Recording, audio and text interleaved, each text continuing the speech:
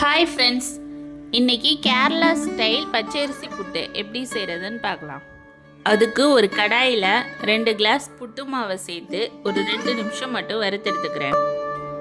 இது லைட்டாக வறுத்தா மட்டும் போதும். புட்டு மாவு இல்லை அப்படின்னா இடியப்ப மாவு இருந்தால் கூட சேர்த்து செஞ்சுக்கலாம். மாவு 2 நிமிஷம் நல்லா வறுபட்டதுக்கப்புறம் இதை ஒரு பவுலுக்கு மாற்றிக்கலாம். அடுத்து வறுத்த மாவு கூட கொஞ்சமாக உப்பு ஆட் பண்ணிக்கலாம். உப்பு சேர்த்து கொஞ்சமாக கிண்டி விட்டுக்கோங்க.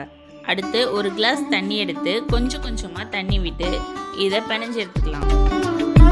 தண்ணியை கொஞ்சமாக சேர்த்து பிணையும் போது தான் மாவு நல்லா உதிரியாக வரும். அப்போ தான் புட்டுக்கு நல்லாயிருக்கும். இந்த மாதிரி பிணைஞ்சு எடுத்துக்கோங்க. இப்போது களையத்தில் தண்ணி விட்டு இதை கொதிக்க விட்டு எடுத்துக்கலாம். அடுத்து புட்டு மேக்கரில் மேலே உள்ள குழாயில் அச்சை போட்டுட்டு துருவி வச்சுருந்த ஒரு முடி தேங்காயில் கொஞ்சமாக தேங்காய், வறுத்து வச்சுருந்த மாவு சேர்த்து அடுத்து தேங்காய், அடுத்து மாவு இந்த மாதிரி மாற்றி சேர்த்து குழாயை ஃபில் பண்ணி எடுத்துக்கலாம்.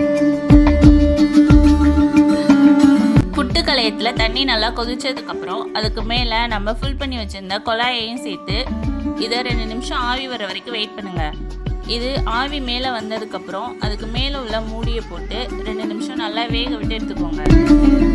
புட்டு நல்லா வெந்துருச்சு. இப்போ இதை ஒரு பிளேட்டுக்கு மாற்றிக்கலாம்.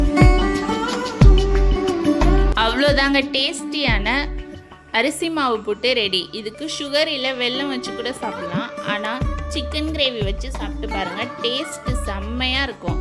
ஆல்ரெடி இந்த சிக்கன் கிரேவி நான் போட்டிருக்கேன். அதோட லிங்க் டிஸ்கிரிப்ஷனில் கொடுக்குறேன், வேணும்னா செக் பண்ணி பார்த்துக்கோங்க. இந்த வீடியோ பிடிச்சிருந்தா லைக் பண்ணுங்கள், ஷேர் பண்ணுங்கள், கமெண்ட் பண்ணுங்கள், மறக்காமல் சப்ஸ்கிரைப் பண்ணுங்கள். பக்கத்தில் இருக்க பெல் ஐக்கானையும் கிளிக் பண்ணுங்கள். அப்போ தான் நான் போட்ட வீடியோ உடனே வரும். தேங்க்யூ.